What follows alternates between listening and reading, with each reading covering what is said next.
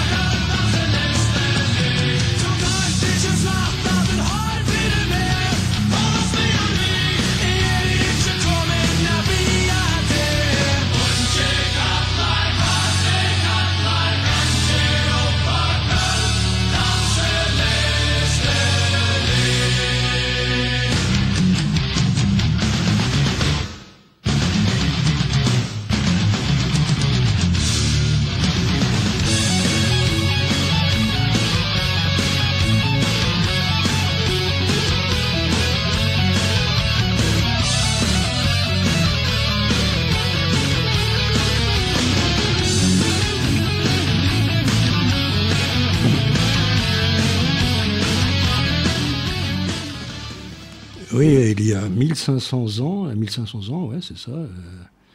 C'est maintenant, ça fait 1500 ans, donc l'anniversaire de Geneviève, Sainte Geneviève, patronne de Paris.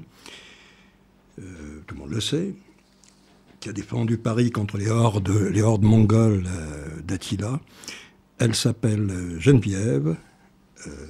Il y a sa statue sur le pont de la Tournelle à Paris, qui est un ancien pont de bois qui enjambait la Seine pour entrer dans l'île de la Cité à l'époque médiévale, près du Pont-Marie, le métro Pont-Marie. Hein. Donc le pont de la Tournelle, il y a cette colonne de 15 mètres de haut sur laquelle on voit la statue de Geneviève, patronne de Paris. On la voit protégeant la ville, hein, une fillette serrant contre elle la nef, symbole de Paris. Donc elle est morte en 512. Et on est en 2012, donc ça fait quasiment... oui, ça fait... janvier en plus, oui. Ça fait 1500 ans, c'est ça, oui, 1500 ans, sa disparition. Geneviève, alors on est à Nanterre, un jour de l'année 429, et les habitants de Nanterre voient arriver, au milieu des marchands et des soldats, 2 hommes, revêtus des ornements épiscopaux, c'est des évêques, puis de la police d'ours qui les caractérise, le vêtement de voyage des chefs burgondes. Bon, on est à l'époque gallo-romaine, hein, où les tribus venues de l'Europe de l'Est, d'Outre-Rhin, ont envahi une grande partie de la Gaule, les Francs, et d'autres tribus installées en Gaule, Visigoth dans le sud, etc. Le christianisme aussi, qui est là, qui prend racine dans cette province de l'Empire romain, qui deviendra quelques années après, avec Clovis, la France. Alors ces 2 visiteurs, vêtus des ornements épiscopaux et de leur police d'ours, là on reconnaît des dignitaires burgondes, on apprend qu'ils se rendent en Grande-Bretagne combattre le pélagianisme. C'est une hérésie chrétienne hein, qui nie le péché originel et puis la grâce du baptême. Ça, c'est cette branche hérétique.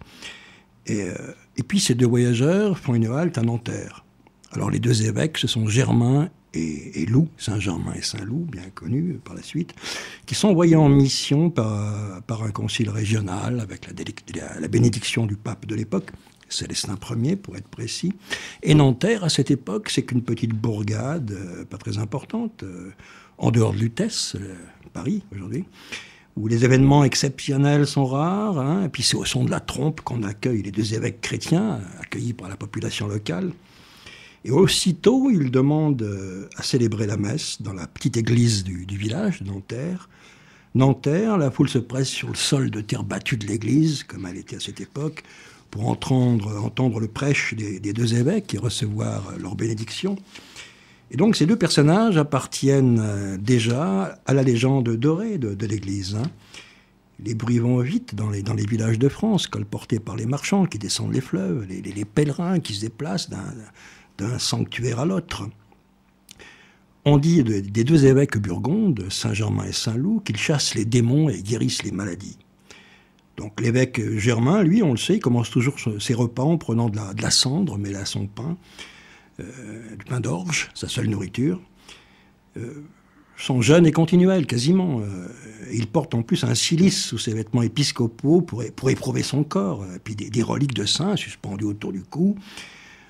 Ces reliques de saints, et là tu vois, avec Saint-Germain et Saint-Loup, par leur nom, les vieilles origines totémiques de ce que furent ces tribus jadis, avant que ces deux grands personnages se convertissent au christianisme et aient ce rôle important comme premiers évêques de l'église chrétienne, chez nous, en Gaule, ici.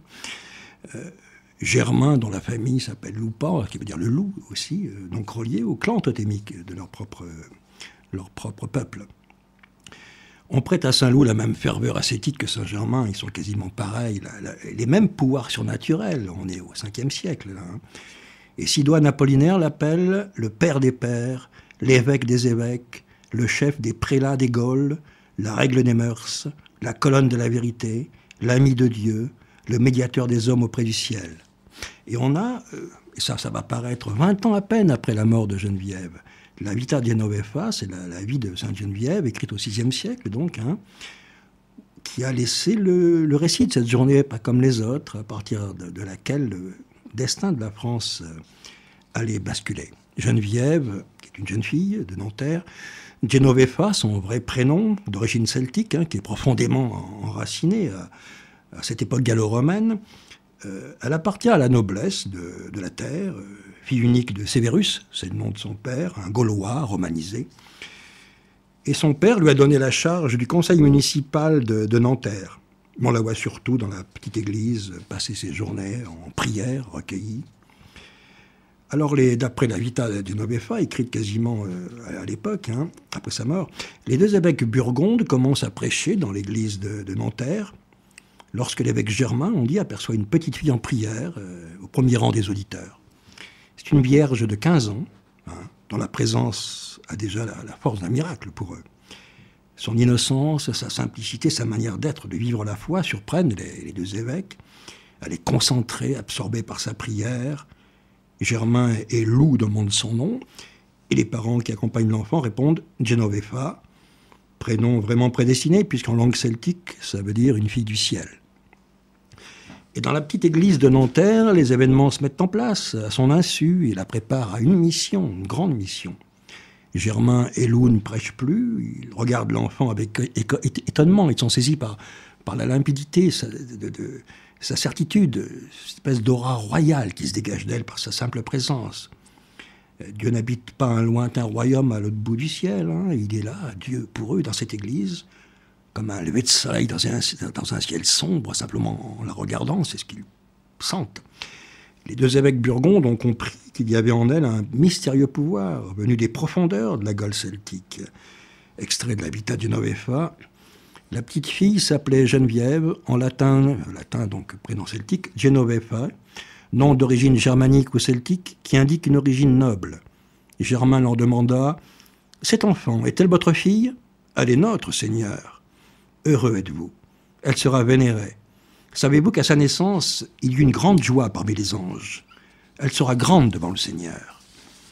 Et l'évêque, toujours la Vita Genovefa, la vie de Geneviève, écrite au VIe siècle, peu de temps après sa mort donc, l'évêque se tourne vers Geneviève et lui dit « Geneviève, ma fille, veux-tu être consacrée au Christ dans la vie religieuse et comme une épouse du Christ, garder ton corps immaculé et intact? Béni sois-tu, Père, c'est cela que je cherche. » Alors Germain trace le signe de la croix sur le front de la Vierge et déclare « Aie confiance, ma fille, conduis-toi avec fermeté. Ce que tu crois dans ton cœur, proclame-le avec la bouche, prouve-le par tes œuvres. Le Seigneur donnera la force et la puissance à ta beauté. » Toujours la Vita Genovefa. Après cet entretien, on célébra à l'église l'heure de nonnes, puis les vêpres ensuite, bien sûr, les offices par lesquels on sanctifiait l'après-midi et le soir. Germain garda Geneviève près de lui et posa longuement sa main sur sa tête pendant la récitation des hymnes. Alors on assiste dans cette église de Nanterre à un véritable rituel qui portera le nom, c'est dit, de consécration aux Vierges dans la Vita Genovefa.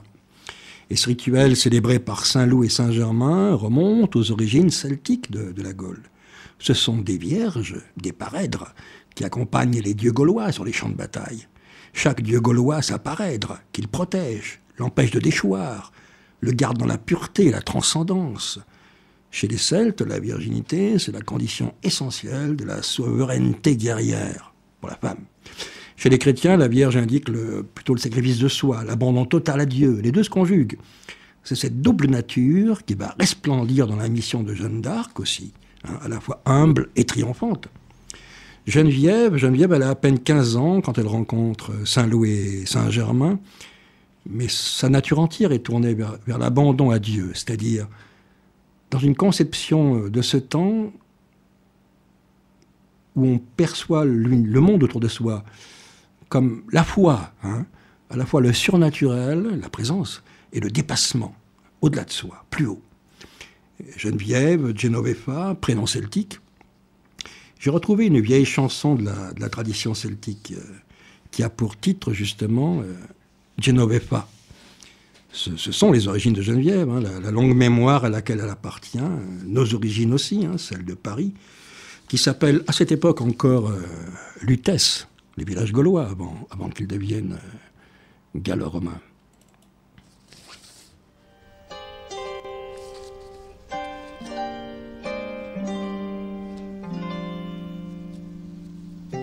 Awa Patreon gigantes inver Awa Patreon gigantes inver Nendoa ket sonj la beza beleget Nendoa ket sonj la beza beleget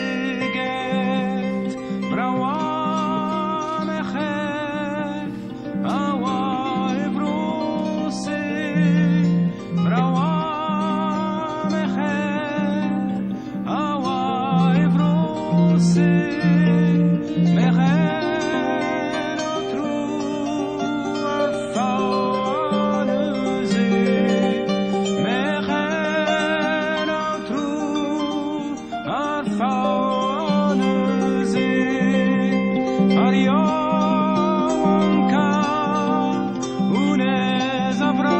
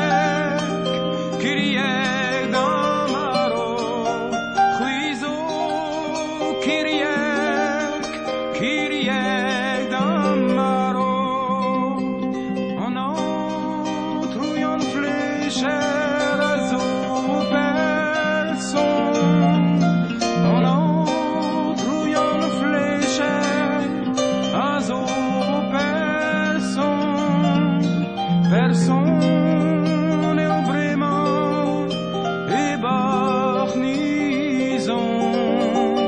Personne est vraiment ébarnisant.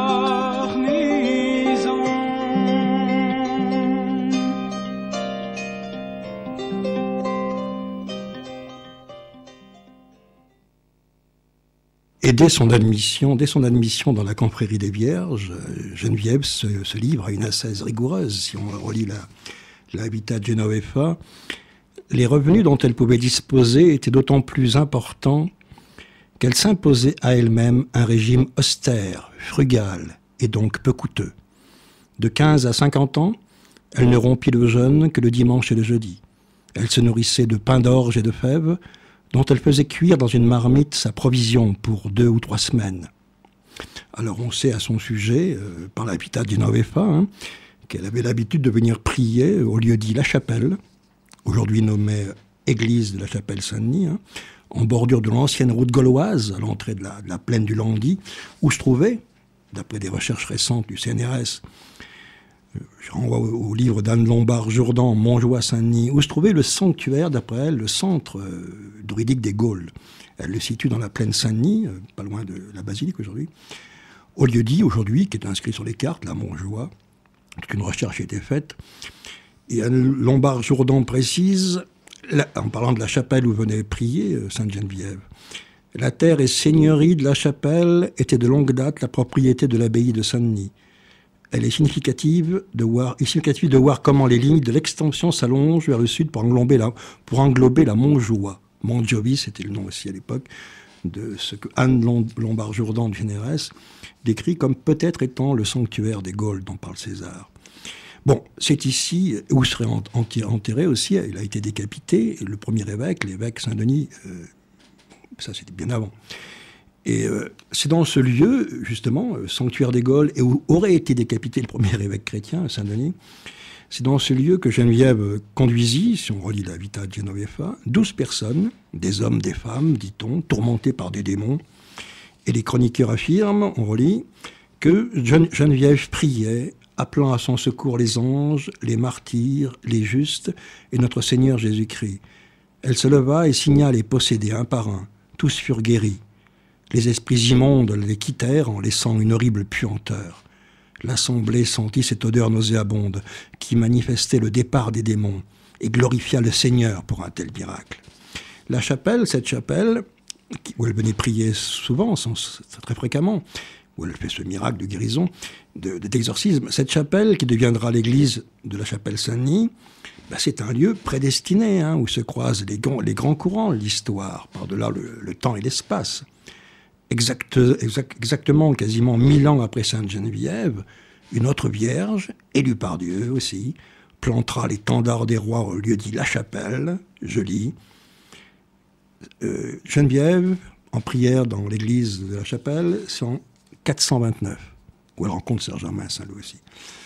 L'année 1429, 1000 ans après donc, après avoir conduit le roi Charles VII à l'abbaye Saint-Denis, Jeanne d'Arc concentre l'armée royale au lieu dit La Chapelle, à l'entrée de Paris alors occupée par les Anglais. On résolut pour le lendemain, jour de la nativité de la Sainte Vierge, de donner l'assaut final et de libérer Paris. Oui, Jeanne d'Arc, la Vierge guerrière élue par Dieu, portant l'étendard sur lequel elle a fait inscrire Jésus et Maria, sur l'autre face de l'étendard blanc, qui installe le roi Charles VII à Saint-Denis et puis se rend à la Chapelle, oui, pour préparer la reconquête de Paris. Étonnant comme ces destinées se croisent. Et aujourd'hui, si on va voir cette église, à droite du porche de l'église de la Chapelle, il y a évidemment une statue de Jeanne d'Arc portant l'étendard, ce qui signale l'importance de l'événement dans ce lieu même, à la Chapelle. Donc c'est ici, 1000 ans avant l'arrivée de Jeanne, que Geneviève de Nanterre venait prier. Les deux vierges élues par Dieu se rencontrent au même endroit, à 1000 ans de distance. Et Sainte Geneviève deviendra patronne de Paris et de la France, comme Jeanne d'Arc, gardienne et protectrice du royaume de France. Alors, beaucoup plus qu'un long discours sur le parcours initiatique de ces deux vierges, les dates parlent d'elles-mêmes et révèlent la puissance mystérieuse derrière les événements de l'histoire, qui agit toujours derrière les grands événements qui font l'histoire. 429, Geneviève qui vient prier tous les jours à la Chapelle, qui est consacrée par Vierge de Dieu, donc par Saint Louis Saint-Germain, donc gardienne du sépulcre de Saint-Denis. Elle vient prier sur ce lieu qu'elle connaît. Elle aurait retrouvé, elle, la tombe qui avait été oubliée de l'évêque Denis. C'est ce lieu qui est aussi l'ancien sanctuaire des Gaules, d'après les recherches faites, sur lequel Geneviève venait en permanence prier. Elle avait retrouvé la trace de la sépulture de l'évêque Denis. Alors, tout comme Jeanne d'Arc, qui recevra sa mission surnaturelle à Don Rémy, sous l'arbre au fée de la tradition celtique, la mission de Geneviève est reliée aussi aux siècles antérieurs, à l'histoire, au passé. Il y a une peinture hermétique qui est exposée au musée Carnavalet, on peut aller la voir, qui montre la Sainte Geneviève, dans un costume royal, manteau vert, diadème d'or, armée d'un bâton de berger, qu'elle porte à la main. Elle est assise sur un bloc de pierre au centre d'un cercle de pierre mégalithique, de pierre levée, qui sert d'enclos au troupeau qu'elle garde. Alors c'est un tableau qui provient de l'église Saint-Méry, qui montre la Sainte Geneviève au milieu d'un cercle de pierre druidique, ça soit tellement évident, assise sur la pierre du centre, qui porte les attributs royaux, qui ne sont pas ceux d'une simple bergère. Et à l'intérieur de l'enclos rituel, sur le tableau, les moutons sont blancs et noirs. Alors, on retrouve sur ce tableau flamand la pierre du sacre, et le cercle de pierre levée, qui évoque le tertre de Montjoie, le lieu consacré au centre des Gaules. Le troupeau de moutons blancs et noirs, réunis autour de Geneviève, à l'intérieur d'un cercle de pierre levée mégalithique, c'est l'un des éléments clés de l'hermétisme du Graal. Si je prends une des versions très anciennes de la quête du Graal, pas celle de la quête arthurienne, celle de Perdure, la quête de Perdure, vous pouvez la retrouver, le héros découvre le Graal sous la forme d'une tête coupée, présentée sur un plateau d'argent, qui est tenu, porté par des vierges, qui sont les gardiennes du Graal, dans cette vision-là du Graal. La tête tranchée, c'est l'une des formes les plus anciennes de la royauté spirituelle, qu'on le voit dans les cultes des vieilles tribus païennes habitant ce sol avant la christianisation.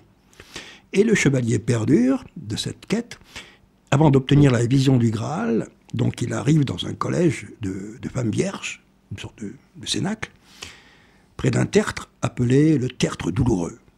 Et je lis à son sujet, « Il arrive ensuite au bord d'une rivière qui forme la frontière entre notre monde et l'autre monde. Sur une rive, il y a un troupeau de moutons blancs.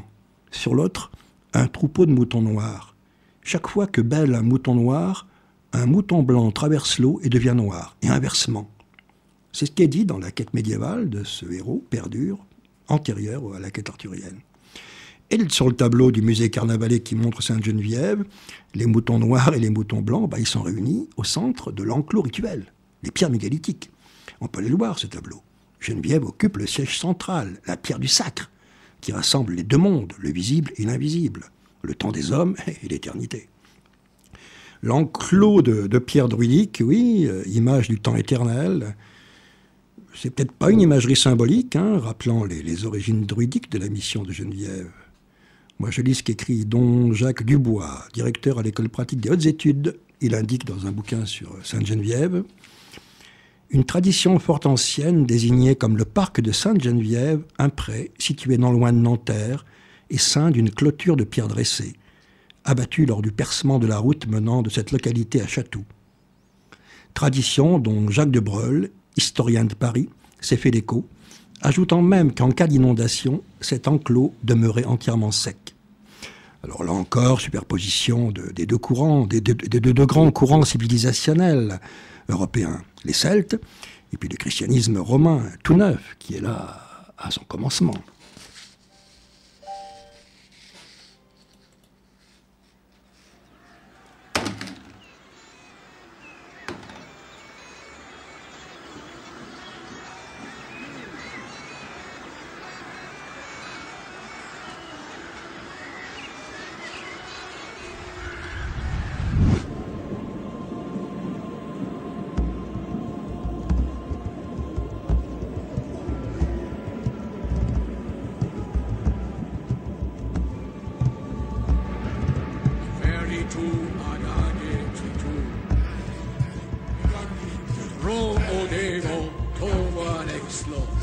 eran exlo nertos, wir nertos skian, wir skians gottlos,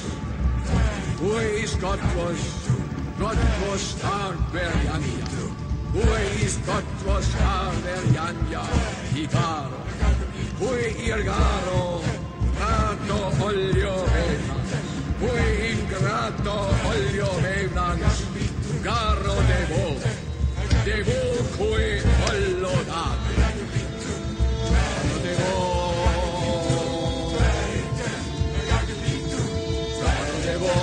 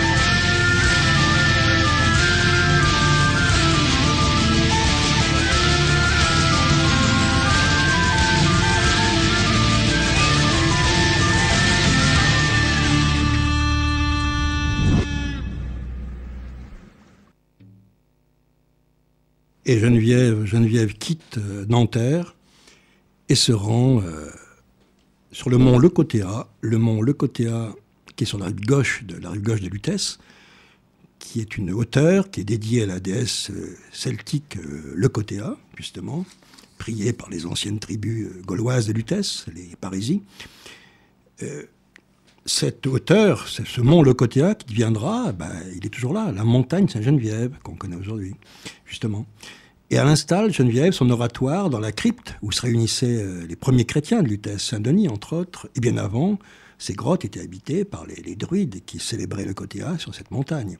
Encore une fois, la superposition, croisement des deux grandes sources de cette civilisation. Désormais, elle est consciente de l'œuvre qu'elle a à entreprendre. Geneviève, elle rend visite aux dignitaires religieux dans l'île de la Cité. Elle leur révèle le sens de sa mission, ce qu'elle est censée, la force qu'elle possède, le don.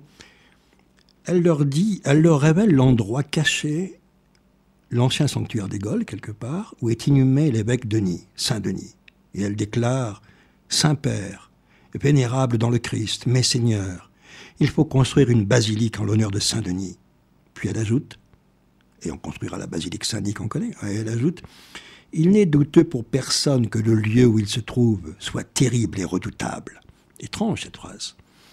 Le lieu où se trouve Saint-Denis, inhumé, qui fut l'ancien, d'après certaines recherches, sanctuaire des Gaules, semble se préciser dans cette phrase énigmatique de Geneviève. « Il n'est douteux pour personne que le lieu où il se trouve soit terrible et redoutable. » Alors, phrase énigmatique, bien sûr, à travers laquelle apparaît la magie toute puissante du tertre, qui est à la fois la sépulture de Saint-Denis, et puis le tumulus des rois de l'âge d'or, on pourrait dire, quasiment, le lieu consacré au centre des Gaules dont parle César. Et l'Habitat Genovefa raconte, donc texte en latin écrit après la mort de Geneviève, quelques années après, raconte que, je lis, « Le prêtre jeunesse hésita, puis se décida à construire la basilique. Ce fut lui qui surveilla les travaux. Geneviève appela à son aide tous les habitants de Paris et la basilique fut rapidement construite. » Et bien maintenant, près de l'emplacement où fut inhumé Saint-Denis, s'élève la basilique chrétienne, la basilique dédiée des rois, dédiée à cette époque à Saint-Denis. Et les prêtres sont venus en procession, bénir le lieu, lui redonner sa vocation surnaturelle quelque part, au milieu de la foule fervente, agenouillée dans la grande plaine du Landy, la plaine Saint-Denis aujourd'hui. Et aujourd'hui, on trouve sur les cartes de Saint-Denis, la municipalité pourtant communiste, mais peut-être de la trappe touriste, ça, exhumé 2 lieux avec 2 plaques sur des noms de rues. On peut trouver une impasse qui s'appelle la Montjoie, et la rue qui est juste avant et qui y mène s'appelle la rue de la Procession. On retrouve là, derrière ces noms-là, on va dire les recherches qu'ont fait des gens du CNRS sur l'ancien théâtre des Gaules. Mais ce n'est qu'une piste, parmi d'autres, bien sûr. Rapport tumultueux entre Geneviève et Childéric. Childéric, qui sera le père de Clovis. Hein. Childéric, roi des Francs, hein, qui célèbre encore les dieux des tribus, ceux des clans venus d'outre-Rhin, les anciennes tribus, les croyances du paganisme qui est tout près, qui est encore là. Alors, qui est Childéric qui s'opposera à Geneviève et aux chrétiens de Lutèce avant de venir lui manger dans la main? Alors, Childéric, fils du roi franc Mérové, hein, qui est fasciné par le raffinement de la civilisation latine. Il s'est fait emporter par la spirale. Et c'est dans les palais gallo-romains de Tournai, là où il habite, où il siège, qu'il installe sa résidence, entre des colonnades de marbre de Carrare, les chapiteaux sculptés, les salles pavées de mosaïques. On est à Rome, quasiment, presque. Et c'est un barbare qui vit dans ce luxe. Le luxe romain qui lui donne la sensation du pouvoir, de la domination sur le monde. Sans renier les dieux de ses pères. Hein.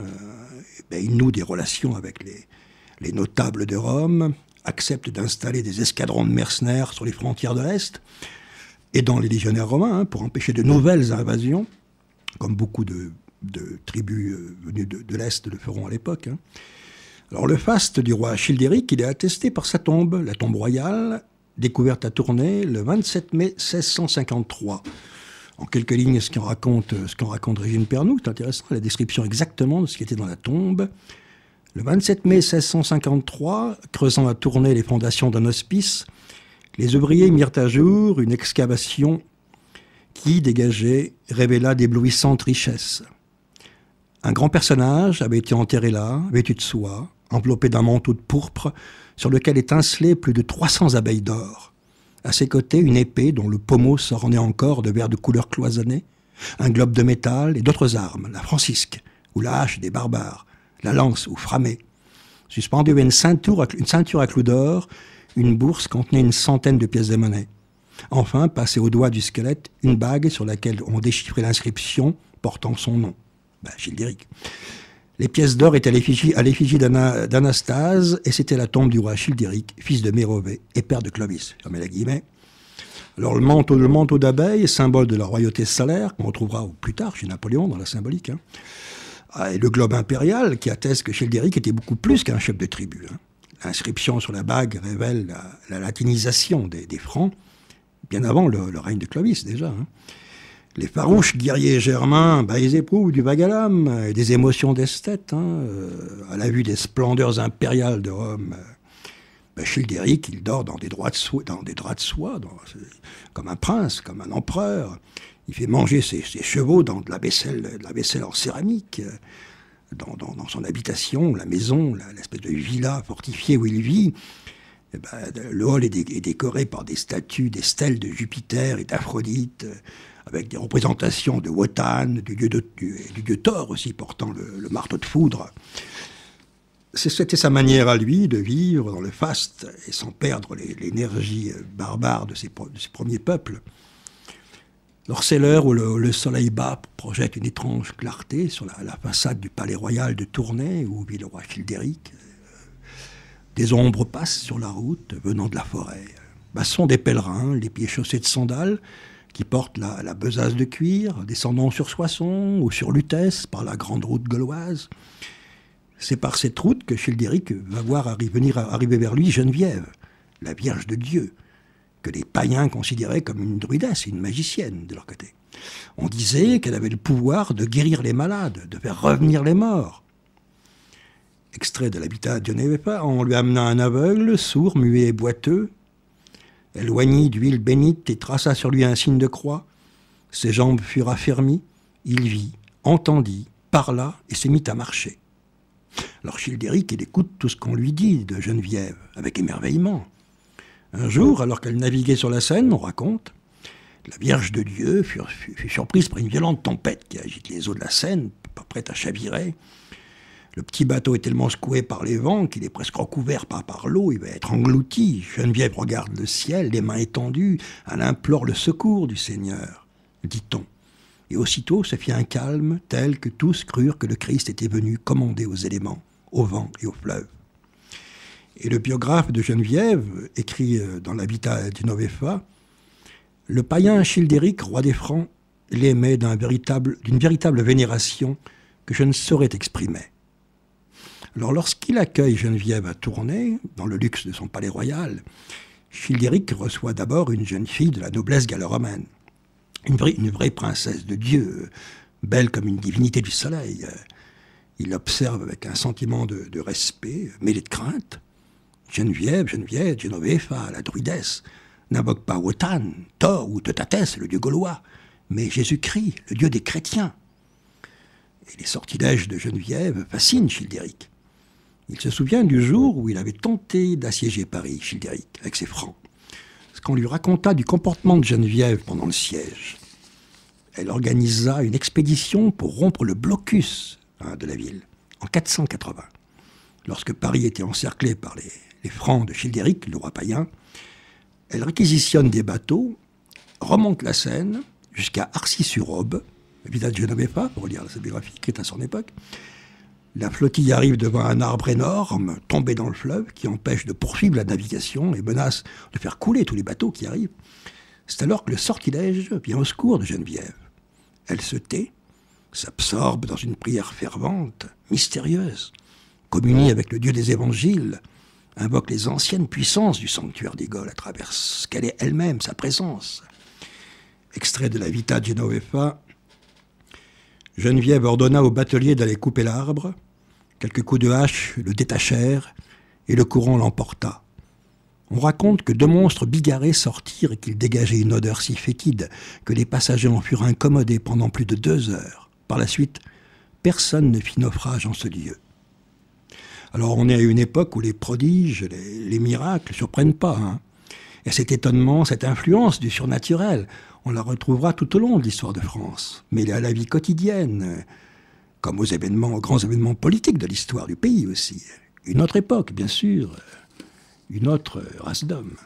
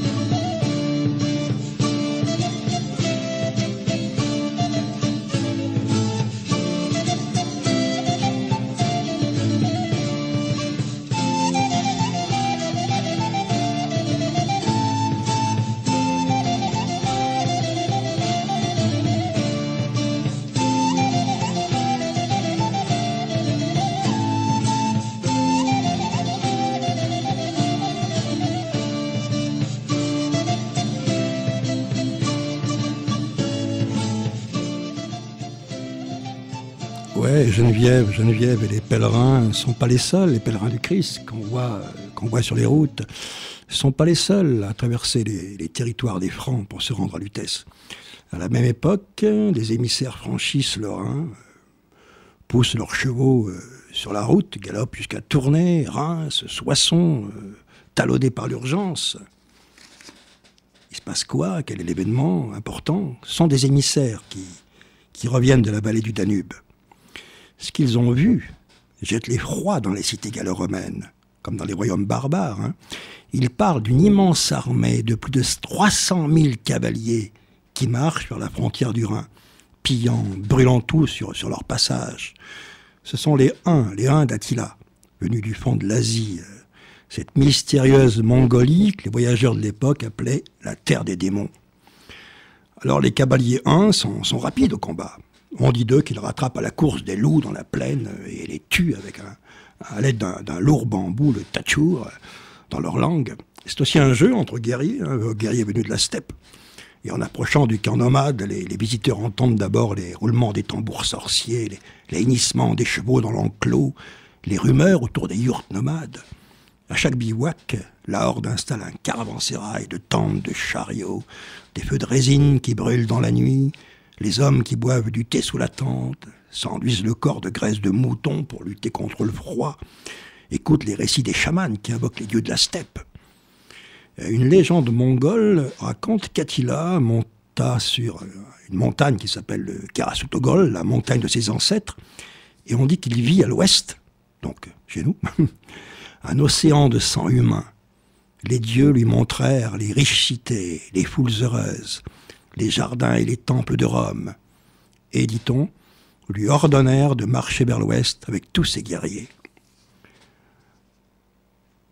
Alors, depuis la frontière du Rhin, les guetteurs placés par le roi Childéric et par les légionnaires romains aperçoivent nettement le tremblement de terre sous les sabots, la rumeur confuse des cris de guerre de cette énorme armée qui approche. La horde rampe vers eux, elle se déroule comme un serpent, à une grande vitesse, une menace. À sa tête, Attila, roi des Huns, qui se nomme lui-même le fléau de Dieu et qui affirme « L'herbe ne repoussera plus où passera mon cheval ». On l'avait retenu comme ça jadis, je me rappelle quand on en parlait dans les écoles communales des années 50. « Partout où mon cheval passe, l'herbe ne repousse plus ». C'est la phrase d'Attila, marchant sur Paris. Et face à lui, les légionnaires romains et quelques corps de cavalerie barbares, les habitants terrifiés de la ville, de Paris, de Lutèce.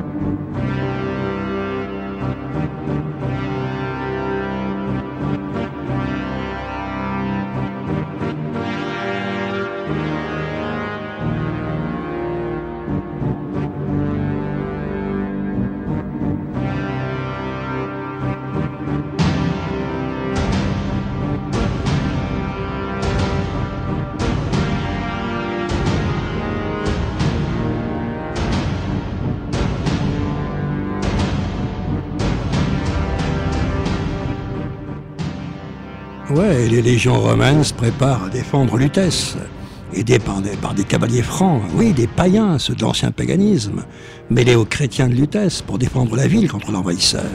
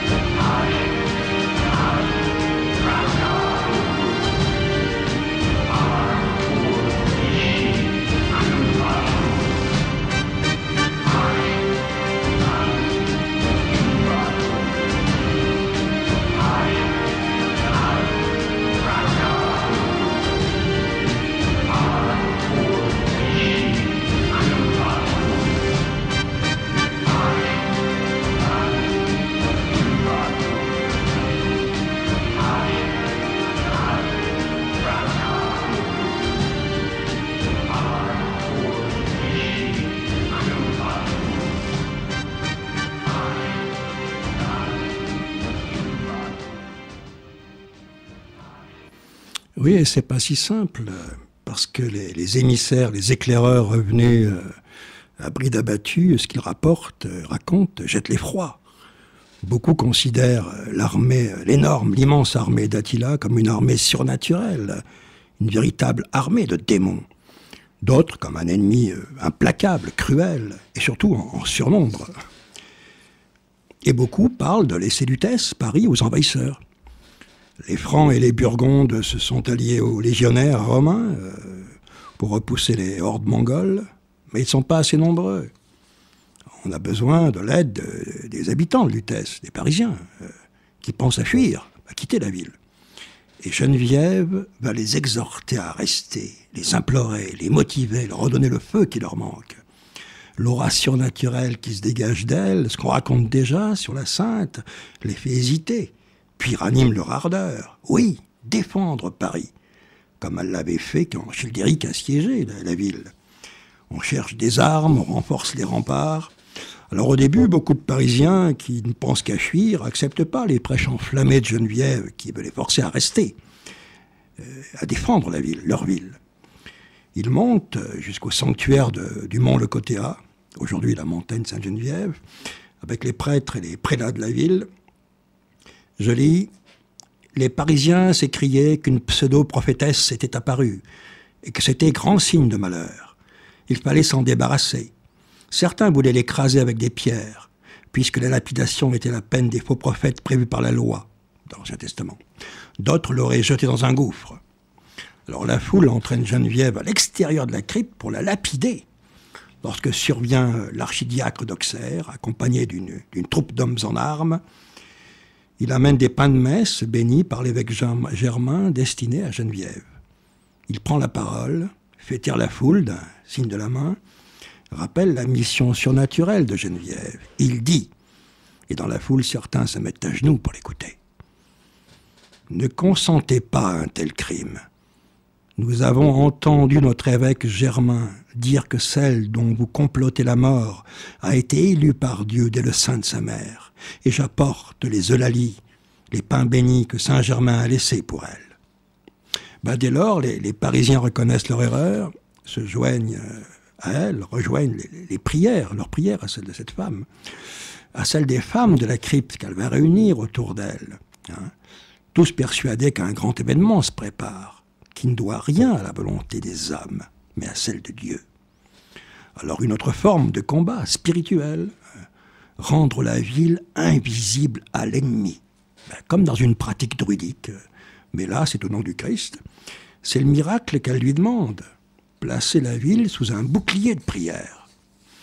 Et Geneviève rassemble un collège de femmes dans la crypte du mont Le Cotéa, leur demande de veiller jour et nuit dans le jeûne et la prière, à la lueur des torches dans la chapelle souterraine du mont Le Cotéa, qui deviendra la montagne Sainte-Geneviève, et elle les exhorte à la prière, elle leur dit, et c'est dans la Vita Genovefa, texte écrit à peine 20 ans après sa mort, si le recours de Dieu est imploré par des prières et des jeûnes, Attila n'apercevra même pas les murs de notre ville.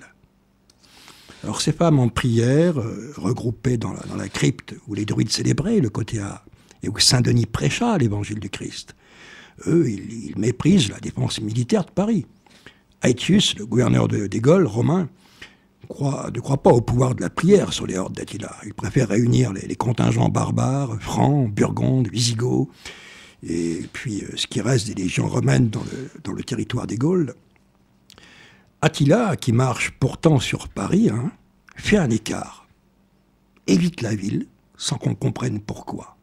Il choisit, se diriger sur Orléans. Alors il ne prendra pas Paris. C'est comme si une force l'empêchait d'approcher. Un bouclier de prière protège Paris. Dans les cryptes du mont Le Cotéa ou sur les remparts de la ville, le peuple de Lutèce, il n'obéit pas seulement aux stratèges militaires qui défendent la ville, mais à une fille de Dieu, à une sainte. C'est un signe du royaume qui n'est pas de ce monde, et pourtant qui se manifeste au milieu de ce monde. Alors Attila, est-ce qu'il a vu l'abîme de Dieu s'ouvrir sous ses pieds, sous les pas de son fameux cheval, sous lequel rien ne repoussait? Le lieu redoutable peut-être, centre du monde et des univers.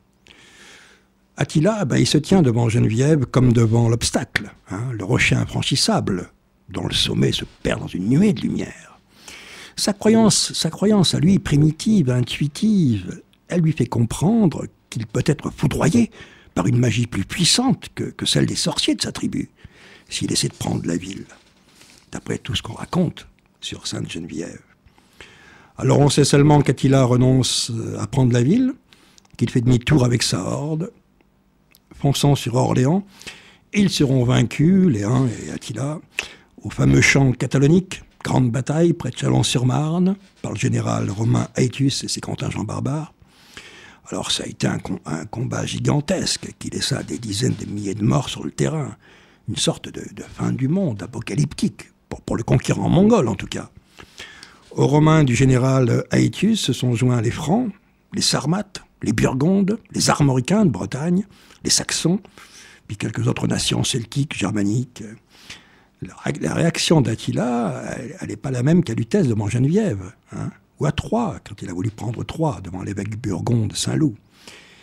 Il déclare à ses guerriers « Marchons vivement à l'ennemi, ce sont toujours les plus braves qui attaquent.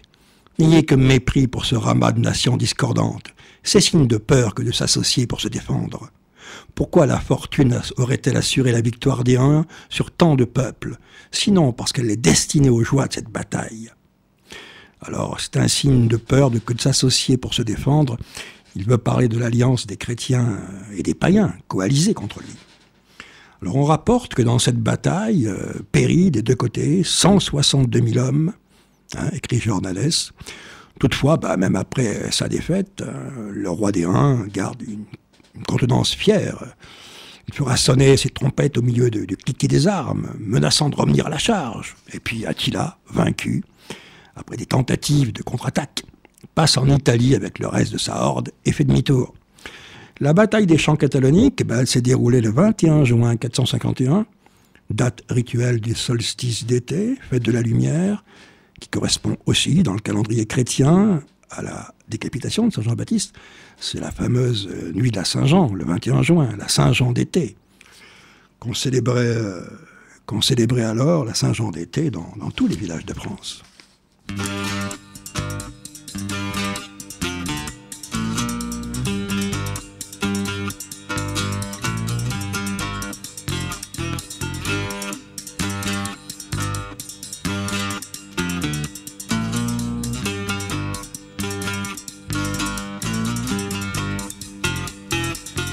Voici la Saint-Jean, la grande journée où tous les amants vont à l'assemblée mignonne. Allons voir si la lune est levée, où tous les amants vont à l'assemblée.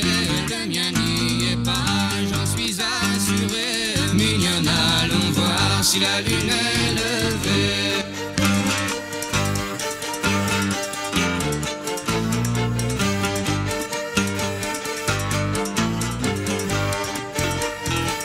Le mien n'y est pas, j'en suis assuré. Il est dans les champs, là-bas à l'arrêt. Mignonne, allons voir si la lune est levée. Il est dans les champs, là-bas à l'arrêt. La figure au vent, chevelure dépeignée. Mignonne, allons voir si la lune est levée.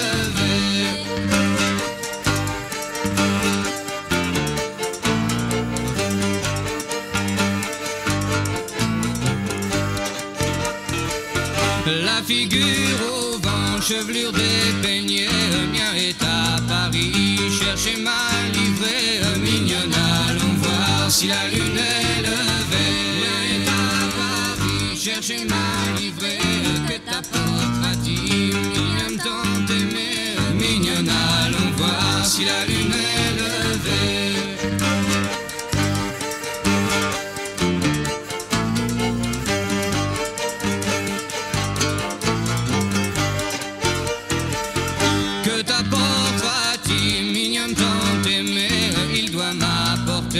Une ceinture dorée, mignonne, allons voir si la lune est levée. Il doit m'apporter une ceinture dorée, une alliance en or et sa foi jurée. Mignonne, allons voir si la lune est levée.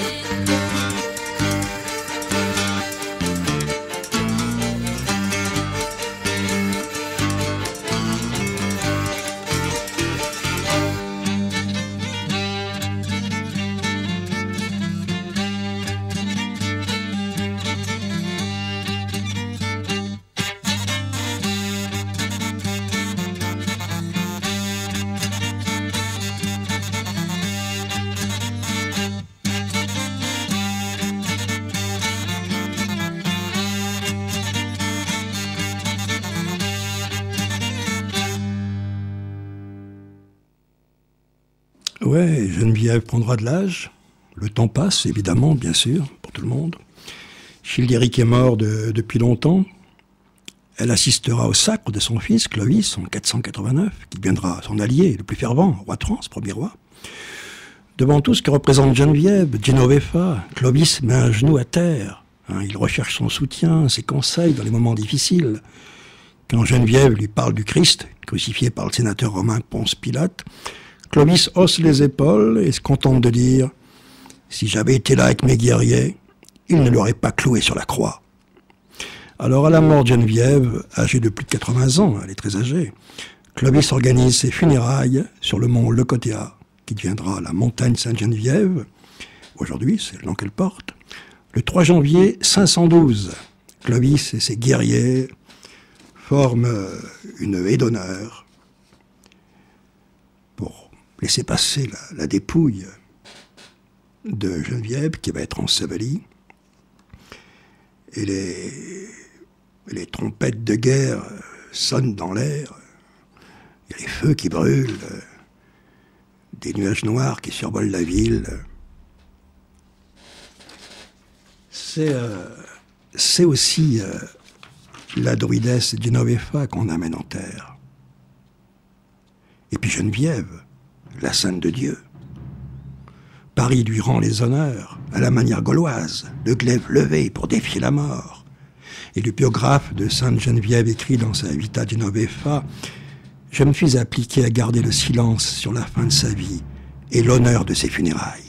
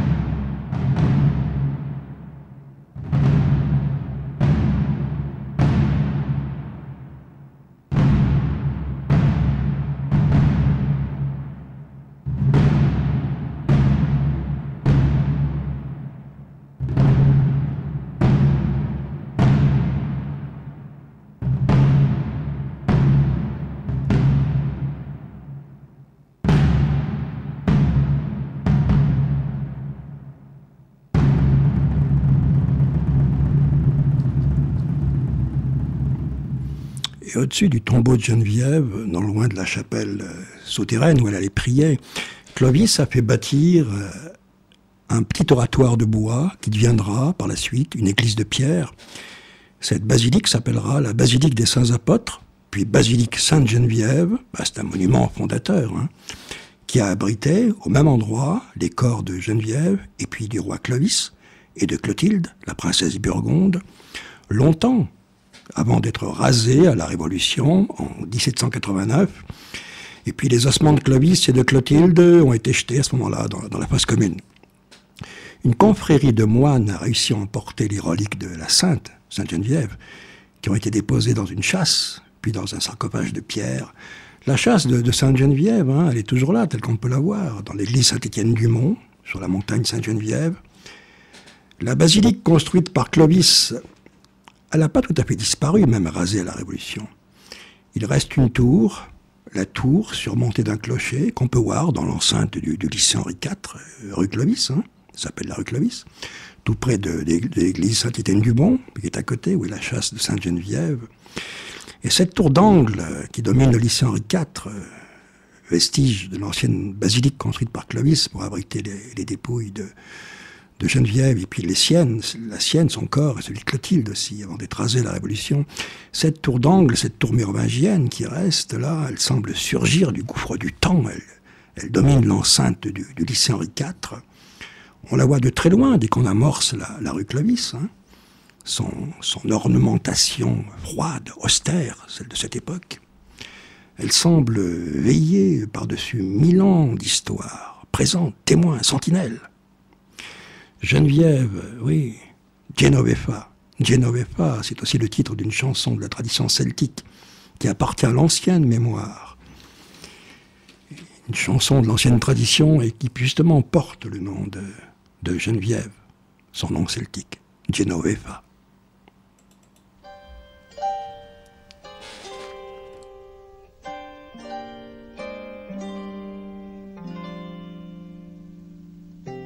Awa Patrian igantes inver Awa Patrian igantes inver Nendoa ket sonj la beza beleget Nendoa ket sonj la beza beleget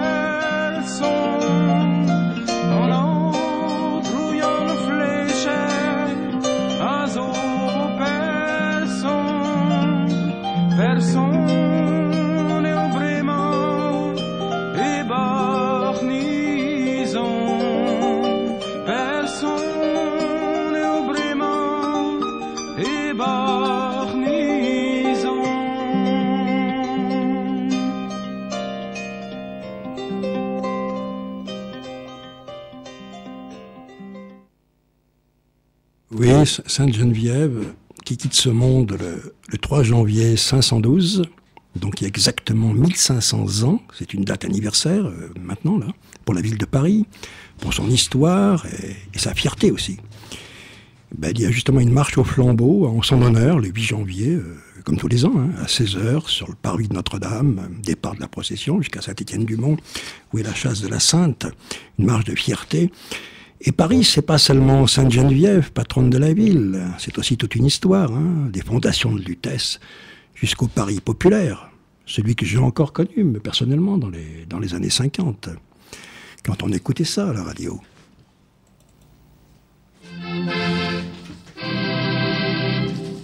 Il y en a qui vous parlent de l'Amérique, ils ont des visions de cinéma. Ils vous disent quel pays magnifique, notre Paris n'est rien auprès de ça. Ces boniments la rendent moins timide, bref on y part un jour de cafard. Encore un de plus qui le ventre vide, à New York cherchera $1. Parmi les gueux et les proscrits, les émigrants au cœur meurtri, il dira regrettant Paris. Où est-il mon moulin de la place Blanche, mon tabac et mon bistrot du coin? Tous les jours pour moi c'était dimanche. Où sont-ils les amis, les copains? Où sont-ils tous mes vieux balmusettes, leur java au son de l'accordéon? Où sont-ils tous mes repas sans galette, avec un cornet de frites à 2 ronds? Où sont-ils donc? Mais Montmartre semble disparaître, car déjà de saison en saison, des abbesses à la place du tertre, on démolit nos vieilles maisons. Sur les terrains vagues de la butte, de grandes banques naîtront bientôt. Où ferez-vous alors vos culbutes, vous les pauvres gosses à Poulbeau? En regrettant le temps jadis, nous chanterons pensant à Salis, Montmartre-ton des profondis. Où est-il mon moulin de la place Blanche, mon tabac et mon bistrot du coin? Tous les jours pour nous c'était dimanche. Où sont-ils nos amis, nos copains? Où sont-ils tous nos vieux balmusettes, leur java au son de l'accordéon? Où sont-ils tous mes repas sans galette, avec un cornet de frites à 2 ronds? Où sont-ils donc?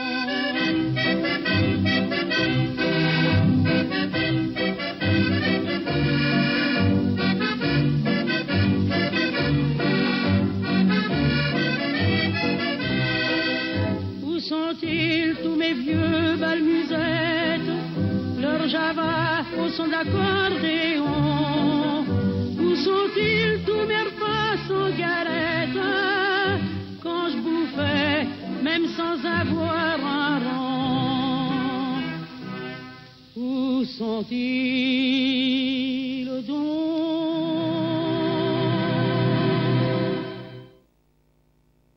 Oui, Frêle, une grande dame de la chanson populaire au sens noble française. Et on voit déjà la transformation du monde, la nostalgie d'un monde ancien, traditionnel, remplacé par le monde des affaires et du court terme. Paris, défiguré, mais Paris toujours dans sa souffrance et son exil, qui trahit pas son passé, son identité, son histoire, mais qui se tourne vers eux pour allumer la flamme, justement. Je pense à un groupe rock d'aujourd'hui, Hôtel Stella, qui chante les Apaches de la tradition parisienne, ceux de la rue de Lappe, d'une identité disparue, qui est celle des faubourgs, des quartiers de Paris. Hôtel Stella, qu'on retrouvera sans doute, j'imagine, pour cette marche du 8 au flambeau, en hommage à la sainte patronne protectrice de Paris. Les Apaches, ce qui veut dire homme libre en exil.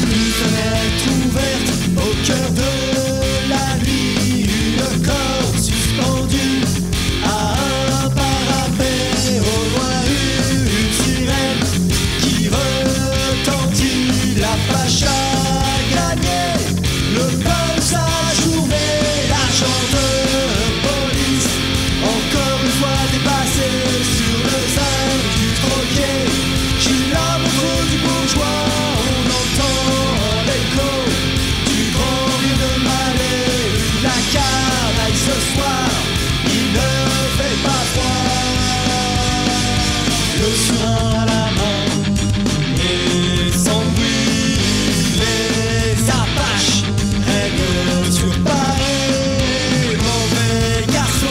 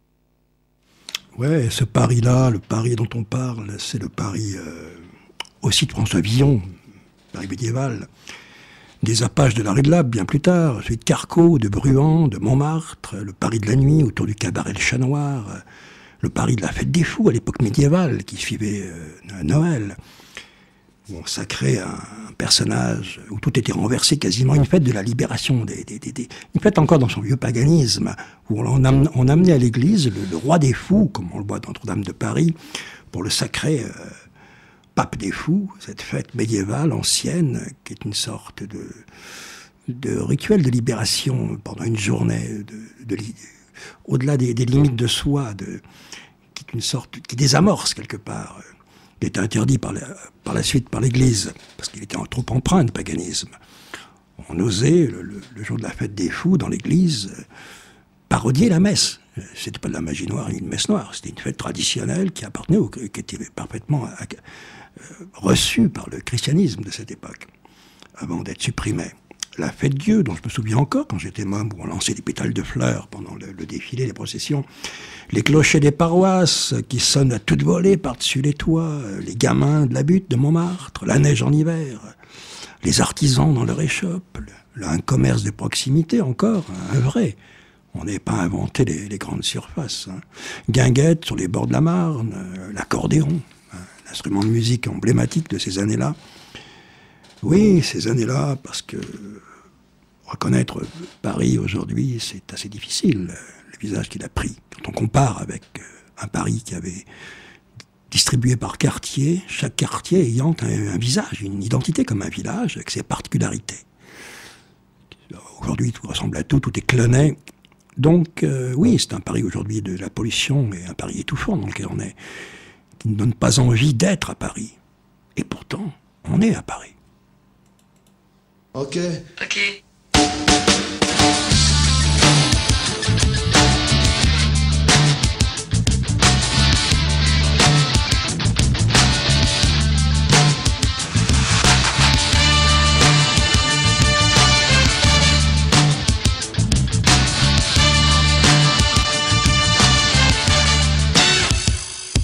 C'est pas la première fois que je te parle du cœur et du ventre de cette capitale, que ça soit à Jaurès ou à Stalingrad. Les graffitis en plus on dirait Islamabad. On dit que les Japonais ils ont acheté les halles et toutes les rues autour du palais royal. Mais pour cette invasion on leur pardonne, à condition qu'ils payent en demoiselles nippones. Car c'est Paris, Paris, Paris aujourd'hui. Ok je sais c'est pas un paradis. Car c'est Paris, Paris, Paris aujourd'hui. Y'en a qui payent très cher pour venir vivre ici. Les Noaches sont tout bons dans leur tour en béton. Ils ont fait du 13e leur arrondissement. Ils tiennent des restaurants, ils travaillent comme des bêtes. Comme tous les trafiquants, ils ont l'air plus qu'honnêtes. Il paraît qu'il y a des bordels pleins de putes de Chong, des fumeries d'opium, on se croirait à Hong Kong. Tu descends à Tolbiac et après tu choisis. Rappelle-toi chez les Niacs, le service est gratuit. Car c'est Paris, Paris, Paris aujourd'hui. Ok je sais c'est pas un paradis. Car c'est Paris, Paris, Paris aujourd'hui. Y'en a qui payent très cher pour venir vivre ici.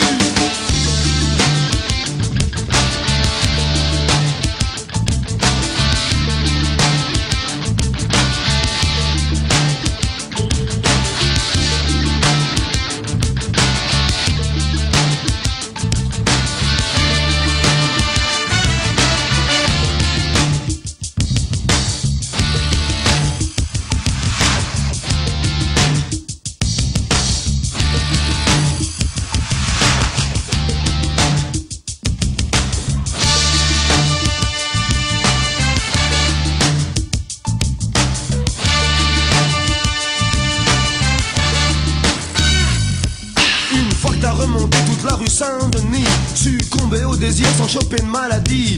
Tu passes sous la porte et c'est la Turquie. Istanbul, Ankara, Strasbourg, Saint-Denis. Tu comptes pas les années où tu t'es nourri de l'air chiche kebab à la viande pourrie. Mais même aujourd'hui tu fais pas la fine bouche, car peut-être que demain tu seras à nouveau sur la touche. Paname, pas Panama, Paris, Lutèce ou envers l'Henri pas quelque part en Amérique centrale, car c'est Paris, notre capitale. le Katmandou de notre Népal, la capitale de notre espace vital.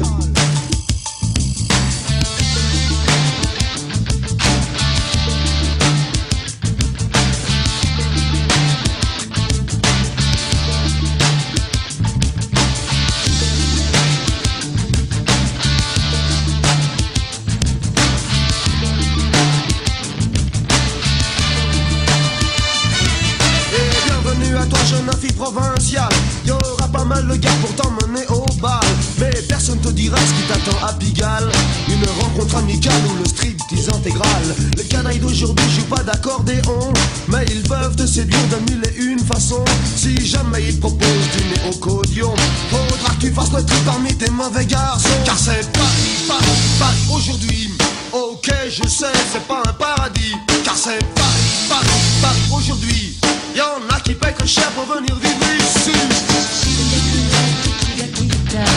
Hombre rebelde de París, a mi hermano rest in peace. Escucha pesca, te digo, hay una sola droga, es el costo.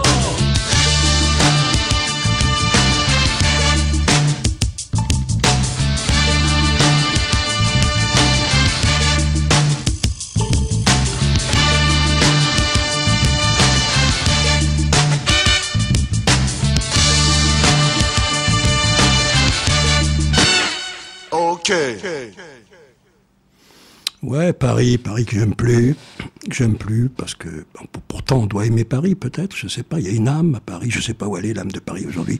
Paris a complètement changé, Paris est défiguré, Paris est chaotique, Paris est confus, je respire pas là-dedans. Le monde a bien changé, oui. Nous, on attend les orages.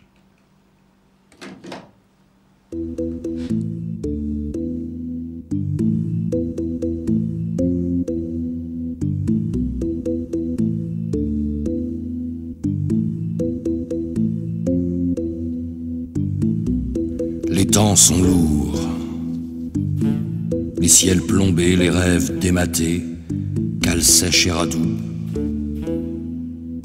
Nous errons dans des humanités molles, des modernités floues, main moite et jarrets qui lâchent, cœur au devant pourtant, vieux poing rouge qui se serre. Parmi les perroquets péremptoires qui picorent et pérorent, ça écœure. Et nous attendons les orages, les grandes eaux, les grands vents, les folles trouées, de quoi étancher les hautes soifs qui travaillent nos nuits et nos jours, nos crépuscules de dieux ivres qui rôtent sur les crêtes. Les mises au pas, les mises à pied, les mises en plis planétaires des belles draperies d'hommes, c'est dans l'air. Alors, allez-y. Pliez, coupez, cousez à vif, tapez vos chiffres dans nos plaies, charcutez-nous bien jusqu'à l'os, sous vos pains totales et vos neuroleptiques. Faites le vide dans la tête du taureau, les oreilles et la queue dans le formol des cliniques de l'avenir.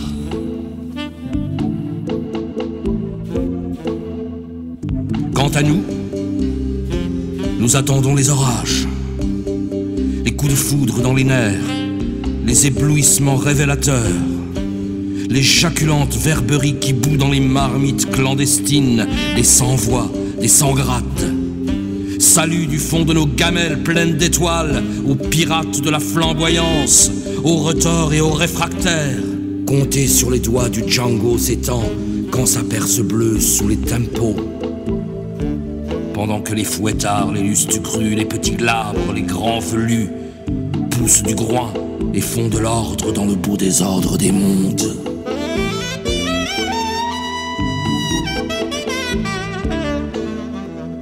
J'ai dans la horte un rouge-gorge qui m'embrase le répondeur. Allô, c'est moi, je suis ailleurs. Si je reviens, visez au cœur. Les absents sont-ils encore dans l'annuaire? Ils font semblant de se taire. Ils se terrent loin dans le ventre chaud de la terre. Pendant ce temps, à l'amarrage. Nous attendons les orages. On bricole, on fait les patiences, on fait le mort dans tous vos bridges. On fait son singe dans l'arbre, on ne dort que d'un œil. On engrange d'autres savoirs. On résout des équations incandescentes à 1000 inconnus lézards qui se dordent au soleil d'un éternel été. Dernier chamelier des caravanes intérieures, danseur de lune là-bas, dans les dunes, nous attendons les orages.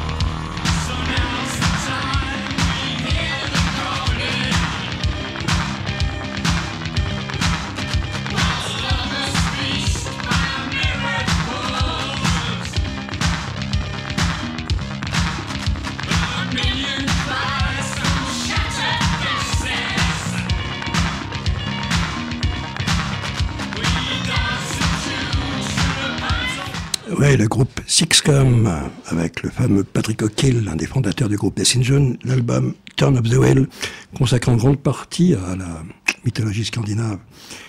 Si vous voulez intervenir, vous pouvez le faire maintenant au 08 92 23 95 20, 08 92 23 95 20, Jean-Paul Bourg, et vous êtes toujours sur Radio, ici et maintenant.